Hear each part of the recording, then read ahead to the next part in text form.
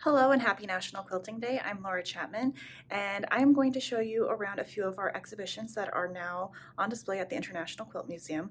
We wish you could see them in person, but we hope that this will give you just a little taste of them from home. The first exhibition we're going to take a look at is called The Story Quilts of Rumi O'Brien. Artist Rumi O'Brien's quilts are intimate narratives of her life. Whether set in her everyday world of Madison, Wisconsin, or in an imaginary landscape, the quilts are always deeply personal.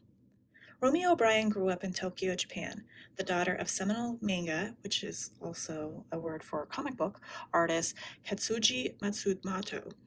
Later, she moved to the United States to train as a watercolorist. For the past 50 years, she has lived in Madison, where several decades ago she also began making quilts. O'Brien's quilts defy categorization or pigeonholing. They reflect her cross-cultural background, sometimes displaying America's block-style quilt format and sometimes using Japan's episodic narrative structure, telling a story with a series of short visual snippets. Each figure, often a stand-in for O'Brien herself, seems to beckon us to join in a commonplace or fantastical adventure, hunting for wild mushrooms or escaping from gargantuan fishes, floating in canoes, or dancing on mountains of strawberry gelatin.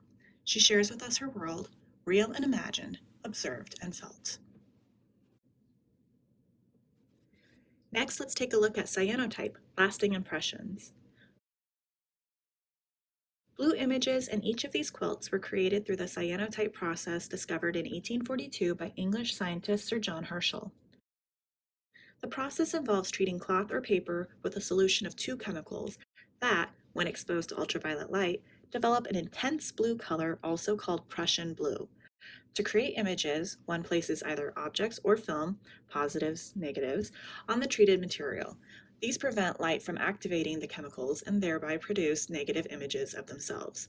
Thorough rinsing with water halts the chemical process and makes the image permanent. Members of Fiberwerx experimented with leaves, grass, needlework, fragments, silverware, and photographic film to make these cyanotype images. To complete their quilt compositions, they added materials enhanced with other surface design techniques such as shibori dyeing, monoprinting, digital printing, and painting, as well as applique, embroidery, and quilting. Fiberwerx is a group of 12 fiber artists from southeastern Nebraska whose purpose is to expand their knowledge of fiber and textile techniques as avenues to greater creative expression. The group has been creating and exhibiting together since 2009. And finally, let's travel upstairs to our third floor education gallery to see Learning Instruments, Miniature Quilts by Barbara Caron. Barbara Caron began making these small-scale quilts before she relocated to Lincoln to serve as the assistant director of the International Quilt Museum from 2007 to 2012. Her work as an educator and her early years as a librarian are evident in the quilts. As small teaching tools, they are, quote, like the pages of a book, says Caron, each one telling a story distinct from, yet connected with, each of the others.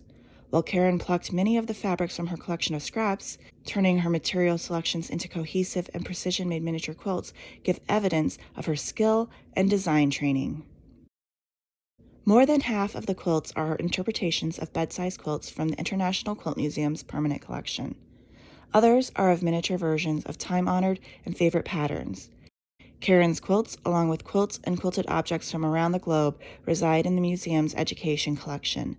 This collection fulfills an important facet of the museum's mission, engaging and educating the public about global quilt-making practices.